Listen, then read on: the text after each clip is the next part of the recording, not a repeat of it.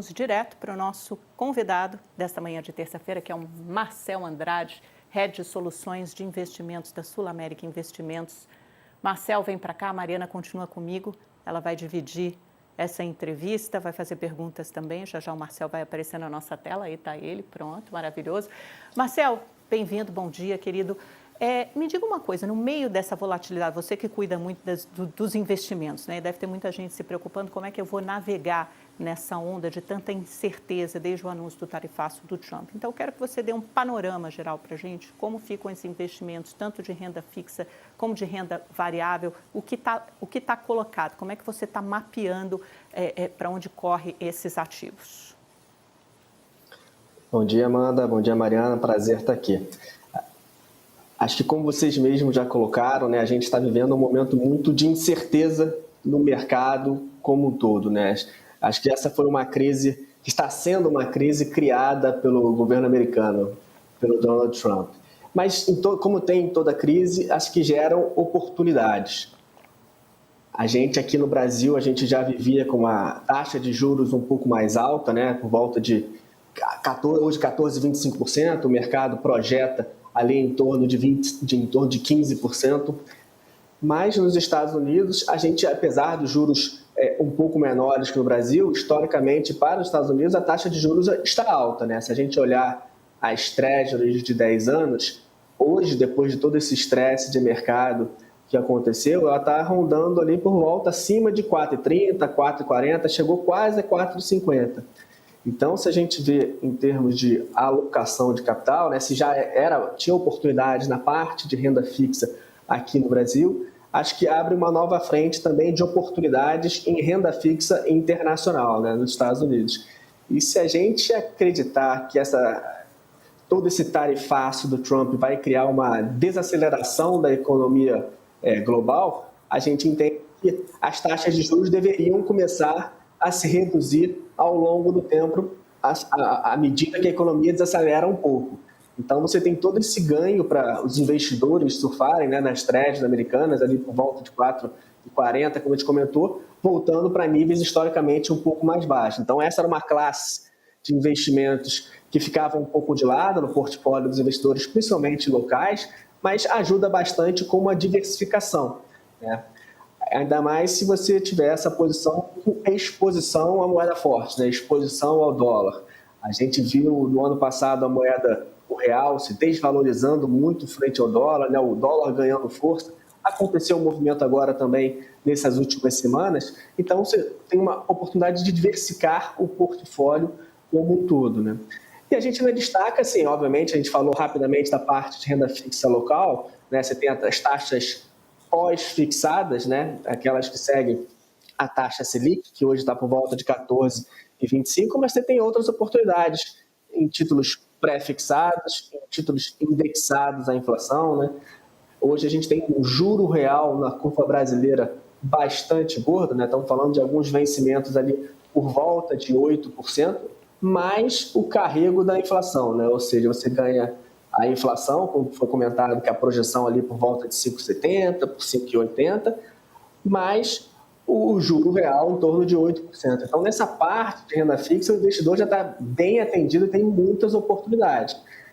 Para aquele investidor que tem um perfil de risco um pouco mais arrojado, que tem um horizonte de longo prazo de investimentos, tem muitas oportunidades também acontecendo em renda variável. É claro, a gente sempre destaca o risco que está inerente nesses tipos de investimento. Mas a gente vê nesses últimos anos uma depreciação muito grande de ativos na Bolsa Brasileira, ativos listados. Então a gente vê também, assim, com um horizonte mais de longo prazo, esses ativos de renda variável como oportunidades também. Para quem tiver estômago de aço, tem uma série de pechinchas aí na Bolsa Brasileira, né? Mariana, eu passo para você a próxima pergunta.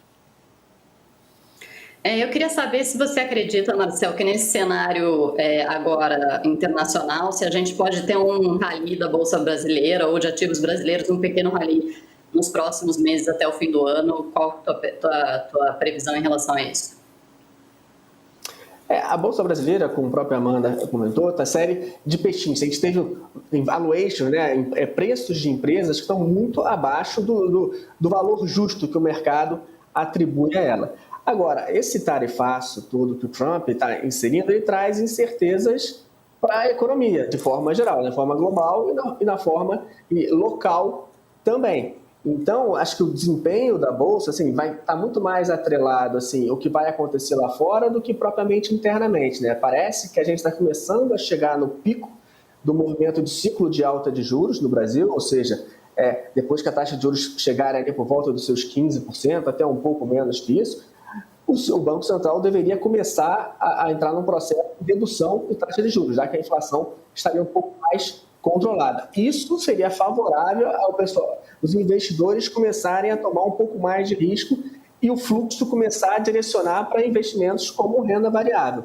Mas é difícil a gente falar que isso vai acontecer já nesse ano se a gente não tiver um pouco mais de clareza do que vem no cenário exterior, né? Vamos olhar para trás, a Bolsa em janeiro começou a performar muito bem, né? Depois de um ano de 2024 é bastante difícil, né? A gente tem visto um fluxo de capitais direcionado para a Bolsa brasileira, principalmente depois que os preços nas bolsas americanas ficaram muito esticados, né? Ou seja, a gente estava começando a ter uma rotação de fluxo de capitais estrangeiros para outros mercados, inclusive mercados emergentes e para o Brasil, mas acho que vai ter que ter um pouco mais de clareza do que vem da segunda etapa desse tarifaço do Trump, né? Porque o Trump já foi e já voltou em relação às medidas algumas vezes, para a gente poder saber como é que vai ser o desempenho dos ativos de risco no mundo como um todo.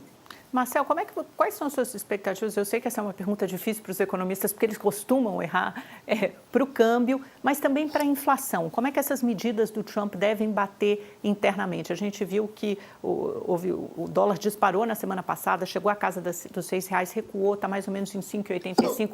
É esse nível que você espera? Você espera que possa voltar para um nível anterior? Porque já estava testando de novo o patamar de 5,60, depois de ter chegado e superado os R$6 em dezembro do ano passado. Então, o que você espera para esse movimento, para essa volatilidade e também para a inflação? Se você acha que o cenário para o Brasil, tendo em vista provavelmente a queda das commodities, minerais, agrícolas, petróleo, etc., é um cenário deflacionário ou a gente ainda sofre esse efeito do câmbio? Em relação à questão da inflação, no primeiro momento, o movimento tarifário do Trump, ele é de inflação mais alta, né? Acho que ficou muito em voga nas discussões, né? Todo mundo comentando sobre qual vai ser o preço do iPhone, né? Como se fosse o preço do iPhone pudesse medir a inflação nos Estados Unidos e no mundo como um todo. Mas a gente acredita que o Trump ele é muito preocupado, o governo Trump é preocupado também com a taxa de inflação, apesar de ele gostar, né, ele fala que as tarifas são uma das palavras mais bonitas para ele, né, ele sabe que ele ganhou a eleição também nos Estados Unidos, um dos motivos é porque o Biden teve dificuldade de controlar a inflação ali, principalmente a partir de 2022. Então, acho que a equipe econômica dele vai tratar de ter medidas para não deixar a inflação descambar. E acho que essa inflação, pelo mundo, ela pode ser exportada, né, para alguns países, como o Brasil também, mas hoje a gente ainda tem uma inflação assim, a gente tem uma inflação desancorada em relação à meta, né? Estamos falando da meta da inflação no Brasil por volta de 3%, a gente está rodando aí em termos de expectativa a 5,70, 5,80, mas como você bem colocou, algumas medidas, assim, se o preço das commodities vierem para baixo, vai ajudar a desinflacionar a economia brasileira. E mais do que isso, né? Se a gente entrar num processo de espiral de desaceleração da economia como um todo, vamos lembrar que a gente tem uma taxa de juros bastante restritiva, né? Acima de 14% ao ano. Então, isso vai trazer com que o consumo comece a diminuir e a gente vai ter expectativas inflacionárias um pouco mais controladas. A gente entende que para esse ano a inflação deve rondar ali por volta do que se tem esperado para esse ano, em torno de 5,80 a 5,90. Então, acho que vai ser uma inflação provavelmente acima da meta, mas não vai ser uma inflação tão acima por volta desses 6%.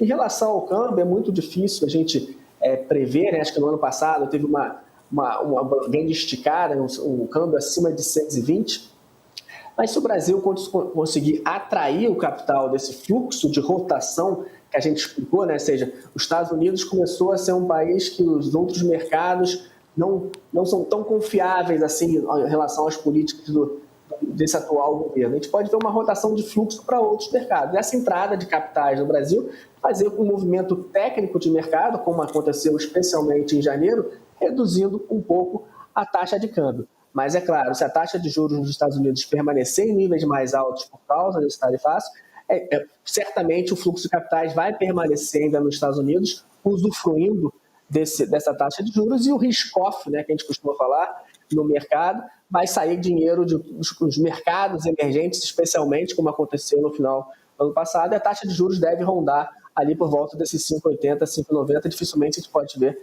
uma taxa de juros tão mais baixa que isso. A gente tem 2 minutinhos para o encerramento do programa. Mariana, mais uma pergunta rápida, por favor. Não é muito rápida, vamos tentar resumir aqui. A questão fiscal, Marcel, preocupa, a gente estava falando de LDO, a gente não deve ter um ajuste fiscal até 26, até 27, na verdade. Como é que o mercado vê essa questão? Como que pode impactar nos preços hoje e para frente?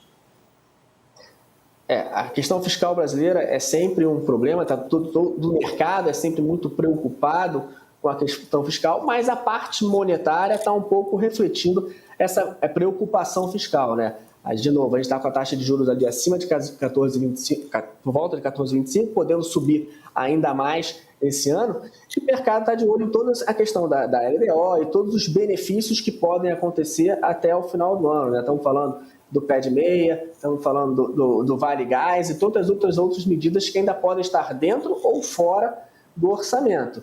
Agora, eu acho que neste primeiro momento, né, a gente está muito mais à mercê em termos de flutuação de preços, tanto na parte de juros quanto ativos de risco, mais do cenário internacional do que propriamente do cenário local. Acho que quando o cenário internacional começar a apresentar alguma certa estabilidade, os investidores vão voltar a olhar para essa parte fiscal brasileira, que é um problema crônico, e como você bem colocou, a gente não vê nenhuma melhora significativa até o final de 2026, mas eu acho que muita da parte da política monetária restritiva é pela nossa questão do desequilíbrio fiscal, né?